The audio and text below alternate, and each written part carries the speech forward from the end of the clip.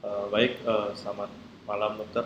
Izin memperkenalkan diri, nama saya Giri Pratnya Wisnu Murti dengan NIM 19026 Izin mempresentasikan tentang resusitasi jantung paru. Jadi bantuan hidup dasar itu harus segera dilaksanakan oleh penolong apabila ditemukan salah satu dari masalah antara lain seperti tersumbatnya jalan nafas, tidak menemukan adanya nafas, serta tidak ditemukan adanya tanda-tanda nadi. Seperti diketahui bahwa tujuan dari pertolongan pertama pada kecelakaan salah satunya ialah menyelamatkan jiwa penderita sehingga dapat selamat dari kematian. Jadi pada bantuan hidup dasar itu dibagi menjadi 3 tahap utama, yaitu yang pertama itu penguasaan jalan nafas, pembantuan pernafasan, dan bantuan sirkulasi darah yang lebih dikenal dengan istilah pijat jantung luar dan penghentian perdarahan besar.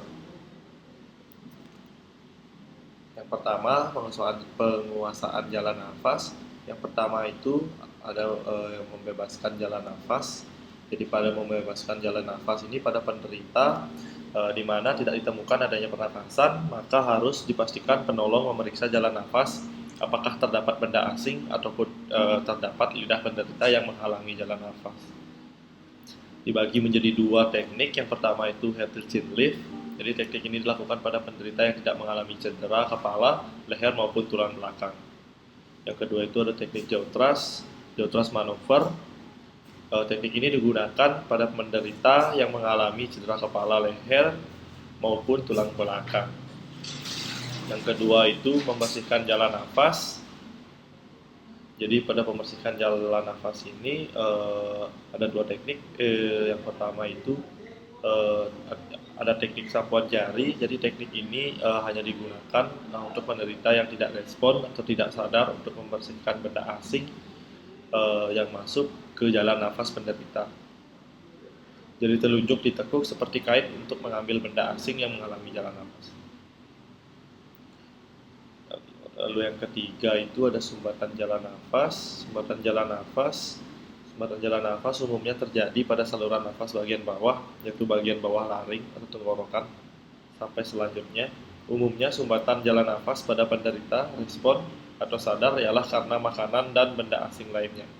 Sedangkan pada penderita tidak respon atau tidak sadar ialah lidah yang menekuk ke belakang. Untuk mengatasinya umumnya menggunakan teknik helmet maneuver.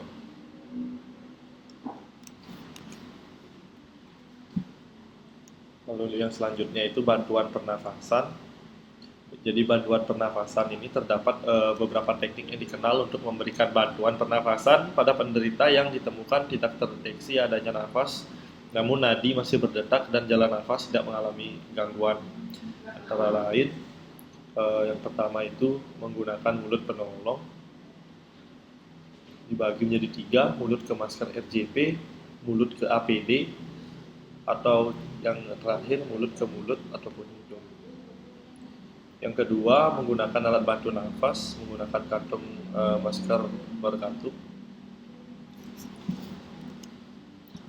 Lalu selanjutnya, bantuan sirkulasi. Jadi tindakan paling penting dalam bantuan sirkulasi ialah pijatan jantung luar.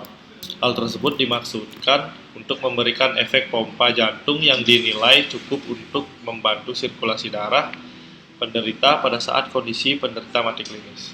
Kedalaman penekanan pijatan jantung luar pada manusia dewasa ialah 4-5 cm ke rongga dada. RJP merupakan gabungan dari tindakan ABC. Resusitasi jantung paru dilaksanakan dengan memastikan bahwa penderita tidak ada respon atau tidak sadar, tidak terdapat pernafasan, dan tidak terdapat denyut nadi.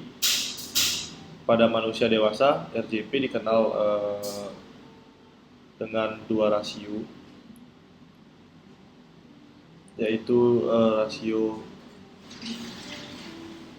15 kompresi dada berbanding 2 kali tiupan napas apabila dilaksanakan oleh satu penolong, serta rasio 5:1 per siklus apabila dilaksanakan oleh 2 orang penolong.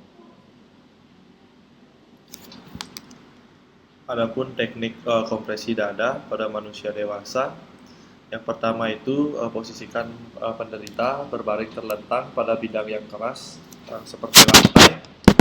Lalu yang kedua itu posisikan penolong berada di samping penderita. Lalu yang ketiga, temukan pertemuan lengkung tulang iga kanan dan kiri ulu hati. Yang keempat, tentukan titik pijatan kira-kira 2 ruas jari ke arah dada atas dari titik pertemuan lengkung tulang iga kanan dan kiri. Yang kelima, posisikan salah satu tumit tangan di titik pijat, tumit tangan lainnya diletakkan di atas untuk menopang. Yang keenam, posisikan bahu penolong tegak lurus dengan tumit tangan. Yang terakhir, lakukan pijatan jantung luar. Berikut merupakan gambar menelusuri ulu hati. Lalu gambar kedua selanjutnya mengukur titik pijatan, dan ini merupakan posisi pijat jantung.